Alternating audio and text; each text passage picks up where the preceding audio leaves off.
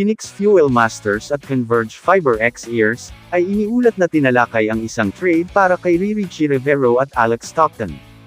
Inaalok umano ng Phoenix si Richie Rivero para mag-converge kapalit ni Alex Stockton. Ang potensyal na trade ay magsasangkot ng dalawang pangunahing manlalaro, mula sa kani-kanilang mga koponan. Si Rivero ay naging isang malaking kontribusyon para sa Phoenix, habang si Stockton ay gumaganap ng isang mahalagang papel para sa Converge. Kung magpapatuloy ang deal, maaari itong makaapekto sa pag-ikot at diskarte ng parehong koponan sa mga darating na laro.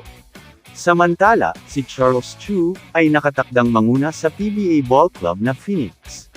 Samantala, si Charles Chu, ay inulat na papalit bilang nangungunang pagpipilian, upang maging susunod na mentor ng Fuel Masters, na nabigong makapasok sa playoffs para sa ikalimang sunod na komperensya.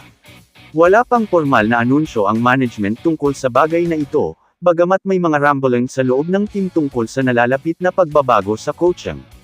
Sa kabilang banda, ang dating LaSalle guard at PBA player na si Tai Tang, ay nakatakdang pumalit kay Chu bilang coach ng Blazers sa NCAA. Ang balita ay ipinarating ng hindi bababa sa punong benefactor ng Bonil na si Frank Lau, na kinumpirma na ibinigay niya kay Chu ang kanyang mga basbas sa paglipat sa Phoenix. Kasabay nito, itinanggi ni Lau ang mga chismis na nakatakdang i-bankroll ang kumpanya ng Fuel Masters sa PBA. Naipit ang Fuel Masters sa 3-8 record sa season opening conference sa ilalim ng bagong coach na si Willie Wilson.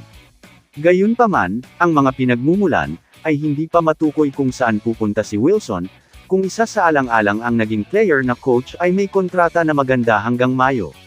Isang source ang nagpahayag ng plano na manatili si Wilson bilang assistant coach. Siyempre, si Chu ay hindi estranghero sa PBA coaching. Ang nakababatang kapatid ng dating Rain or Shine guard na si Chris Chu, ay minsang nagsilbi bilang deputy coach ng Meralco, at kalaunan sa Converge. Siya rin ang head coach ng Benilde at Strong Group Athletics, na pinangunahan niya sa mga internasyonal na kampyonato sa Dubai. Kamusta mga idol? Sports Zone PH para sa sports news and update. Kung bago ka pa lamang dito sa channel ko, pindutin mo na ang subscribe button at notification bell para lagi kang update sa mga sports news.